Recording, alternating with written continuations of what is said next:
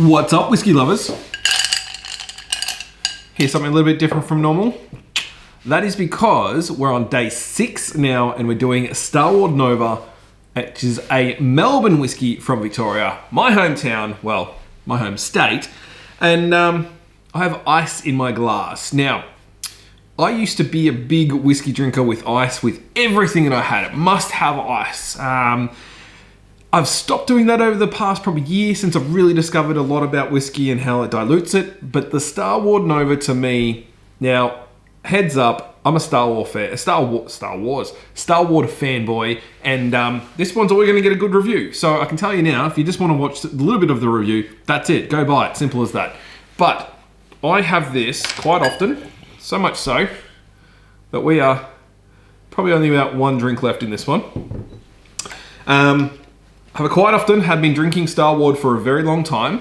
I think we had the Starward Cask first off, which I've got one of here. I've got 9 different Starward whiskies currently here at the moment. I need to get a couple more because we've drunk them.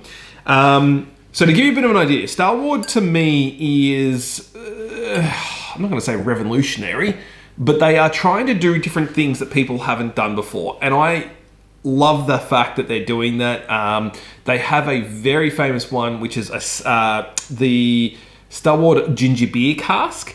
Now, just a heads up, if you want to get one, they're on to cask 5 at the moment, or release 5. There is a ballot going on. I'll put a link in here. Go to Starward, sign up, or don't.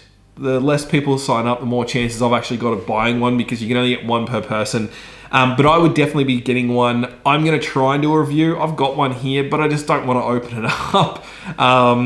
It's that special apparently, so we'll see. I might open it up.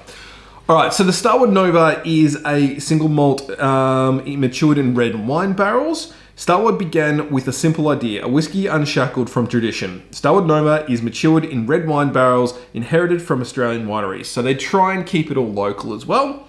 We refilled the barrels with minimal intervention to retain the flavour, texture and essence of Australian red wine and oak. The result is a truly unique single malt whiskey that reflects the place it's made. So I believe, what I've read, is that they sometimes fill these when they're still a little bit wet with wine in there. So that's kind of cool. They don't really alter the barrels much. But this is, I'm just going to say how it is. This is in my top 5 Australian whiskies under $100. I don't think you can get much better in the Starward ranges in the top 5. Now, in saying this, they do have a, what do we call it, little sister one, which I'm reviewing tomorrow, which I actually prefer, which is cheaper. So yeah, interesting. Anyways, let's get into it. So I've had this plenty of times. I don't even need to worry about this, but I'm going to go through it anyway. It's golden. Well, it's not so much golden now. Ooh. That ice has melted down a little bit more than what I'd thought of. So we'll just open that up. It's got a good hit of red wine. It's very fruity, very strawberry-ish, currant maybe through that. But you can smell that red wine. Now, again, I would prefer to have a big ice cube in this than the ice cubes I've got, but this is all I have in the house at the moment. The glasses I'm currently using don't fit the big cubes that we've got. We've got those big bowl ones. These don't fit in them anyway. So the finish lingers for a little bit. It's nice and creamy. It's very soft and very just, it's honestly just sit back and relax and you can just drink it. So I give these guys pretty much, as I said, I'm a fanboy. Sit around that 8 mark for these guys. They've pretty much got it right. The only thing for me is these ones, the Nova probably doesn't have the flavor bomb that the Twofold has. There we go. Gives away tomorrow's review for you, which one I prefer.